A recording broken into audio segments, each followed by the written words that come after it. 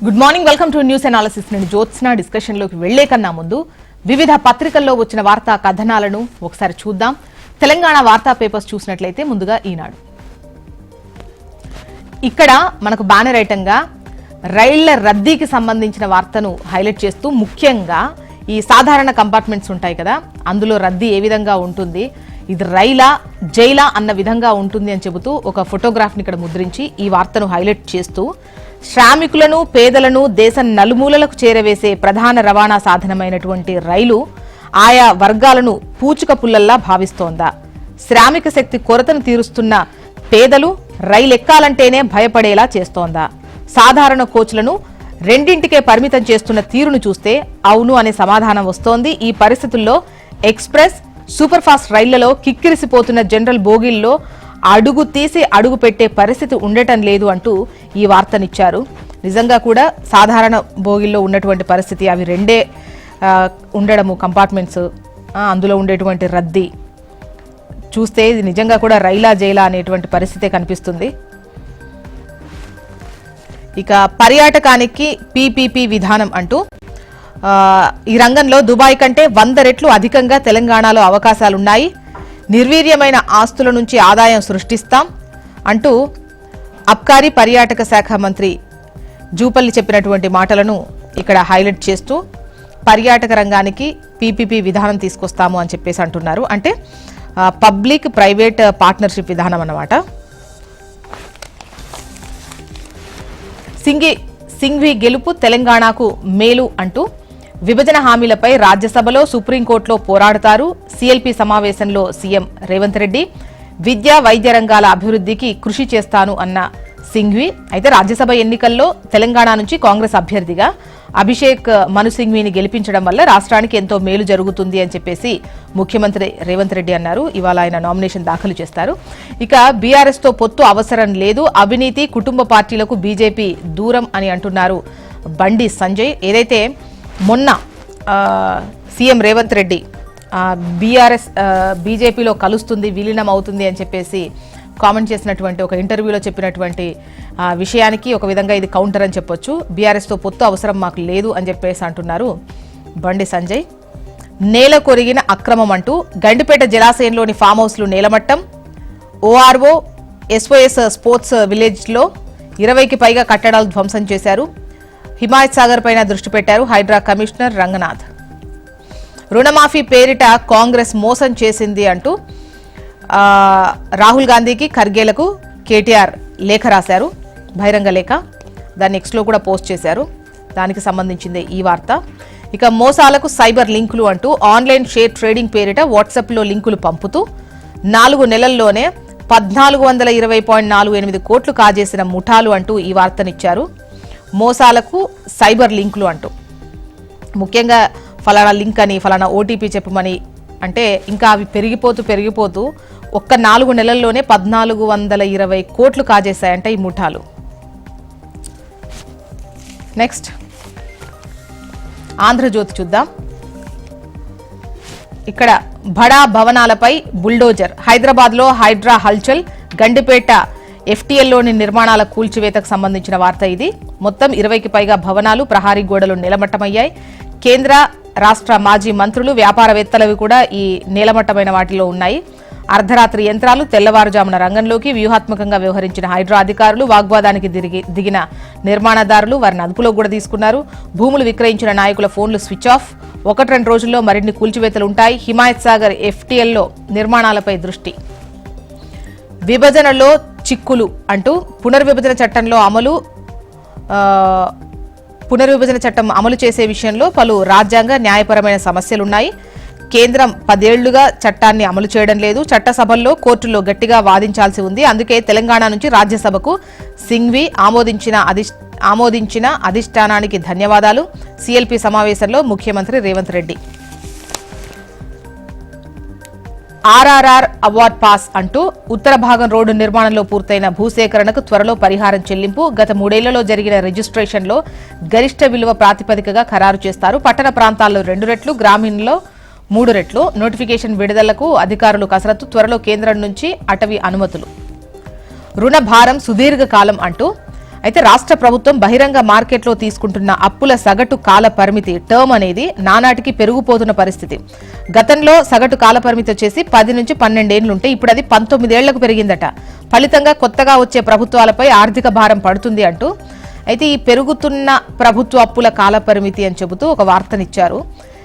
తెలంగాణ వచ్చిన కొత్తలో 6 నుంచి 8 ఏళ్లు, ఇప్పుడు 19 ఏళ్లకు పెరిగిందంట. అంటే రుణం చెల్లింపు వ్యవధి పెరిగితే వడ్డీ శాతాల్లో కాస్త తగ్గుదల ఉంటుంది. అందుకే దీర్ఘకాలిక అప్పులు తీసుకుంటున్నటువంటి రాష్ట్ర సర్కార్ రాబోయే ప్రభుత్వాలకు భారంగా మారనున్నాయి ఈ రుణాలు. ఆకాశమంత ఎత్తు ఆరోగ్యం చిత్తు అంటూ 30 అంతస్తులకు మించిన భవనాల్లో ఉండే వారికి ఆరోగ్య సమస్యల ముప్పుందట. శ్వాసకోశ సమస్యలతో హృద్రోగాలతో బాధపడేవారు జాగ్రత్తగా ఉండాలి. తరచూ కిందికి రాలేకపోవడం వల్ల జీవనశైలి జబ్బులు ప్రమాదం అనేది పొంచి ఉంటుంది అని చెప్పేసి వైద్య నిపుణులు అంటున్నారు. మొత్తానికి 30 అంతస్తులకు మించిన భవనాల్లో అంటే పైన ఉండేటువంటి వాళ్లకు ఆరోగ్య సమస్యల ముప్పు అనేది ఉంది అని చెప్పేసి నిపుణులు హెచ్చరిస్తున్నారు. కోల్కతా హత్యాచారంపై సుప్రీంకోర్టు విచారణ సుమోటోగా తీసుకున్న కోర్టు. నెక్స్ట్ నమస్తే తెలంగాణ చూద్దాం.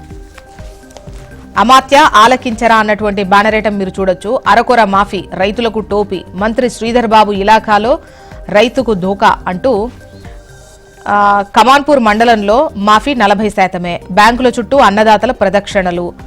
రొంపికుంట పంచాయతీ వద్ద ఆందోళన. రేవంత్ సర్కార్ దగా చేసిందంటూ ఆగ్రహం. రుణమాఫీ కానప్పుడు ఎవరు ఎట్లో దూకాలి? సీఎం రేవంత్ రెడ్డికి హరీష్ రావు ప్రశ్న.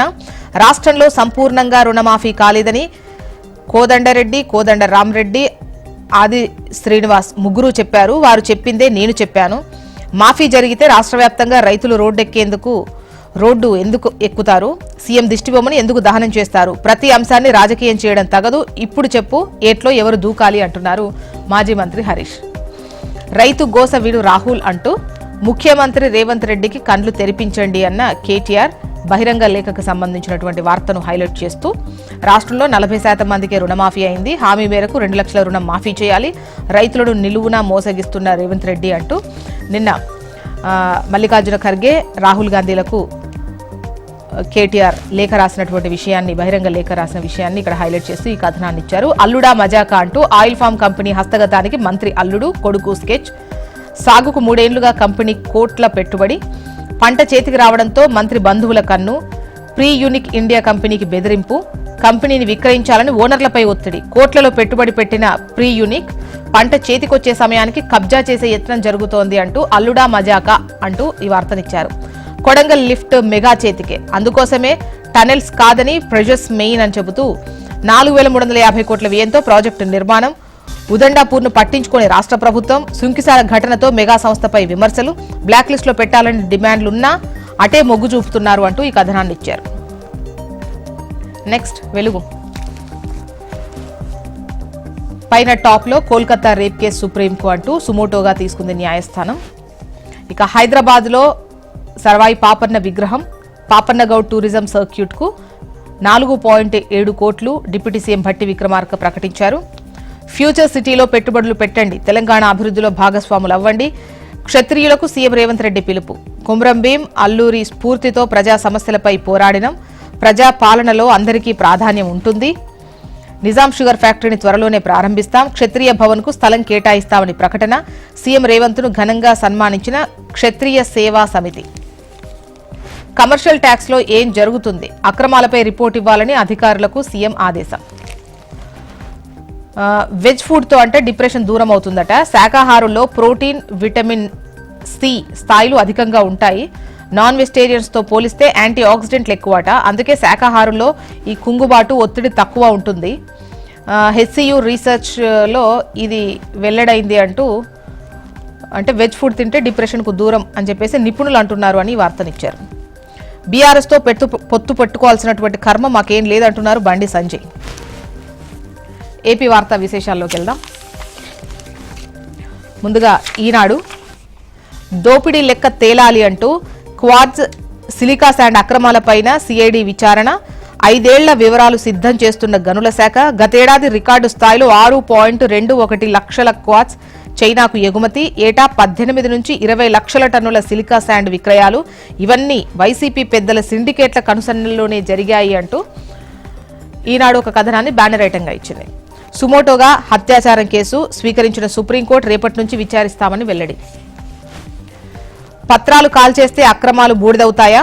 పోలవరం ప్రాజెక్టు నిర్వాసితుల పరిహారంలో లొసుగులెన్నో. అర్హులకు అందాల్సిన సొమ్ము వైకాపా నేతల నిర్వాకంతో పక్కదారి. ధవళేశ్వరంలో దస్త్రాల కాల్చివేతతో కదలనున్న డొంక. 2 ఏళ్లలో మంగళగిరిలో అంతర్జాతీయ క్రికెట్ మ్యాచ్. వచ్చే ఏడాది కల్లా స్టేడియం సిద్ధం. పారదర్శకంగా జట్ల ఎంపికకు సాఫ్ట్వేర్. సంఘంలో ఇతరుల జోక్యాన్ని నివారిస్తాం. నెక్స్ట్ ఆంధ్రజ్యోతి. వాసుదేవరెడ్డికి సిఐడి ఉచ్చు. మద్యం స్కామ్లో పిలిపించి ప్రశ్నించిన అధికారులు. నేడు 15 పరిశ్రమలు ప్రారంభం. 1570 కోట్ల పెట్టుబడితో ఏర్పాటు. 900 కోట్లతో 7 పరిశ్రమలకు భూమి పూజ. శ్రీ సిటీలో సీఎం చేతుల మీదుగా కార్యక్రమం. పవన్ చెప్పినా బేఫికర్. కాలుష్య నియంత్రణ మండలిని వీడని వైసీపీ వాసన.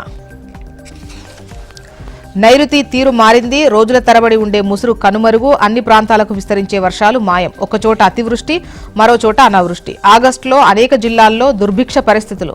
సముద్రాలు, భూమి ఉపరితలం వేడెక్కడమే కారణం. ఎండ తీవ్రత, ఉక్కపోతతో ఖరీఫ్పై ప్రతికూల ప్రభావం. వర్షపు నీటిని నిల్వ చేసుకోవడం తప్పనిసరి చేయాలి. నెక్స్ట్ పెన్షన్లపై పిడుగు అంటూ గ్రామాల్లో మళ్లీ 2014-19 నాటి తరహా జన్మభూమి కమిటీల పెత్తనం అంటూ ఈ వార్తనిచ్చారు. పేదన పెన్షన్లు భారీగా తొలగించేందుకు చంద్రబాబు కొత్త ఎత్తు. ఎన్నో ఏళ్లుగా లబ్ధిదారులుగా ఉన్న వారికి నోటీసులు అంటూ ఈ వార్తనిచ్చారు.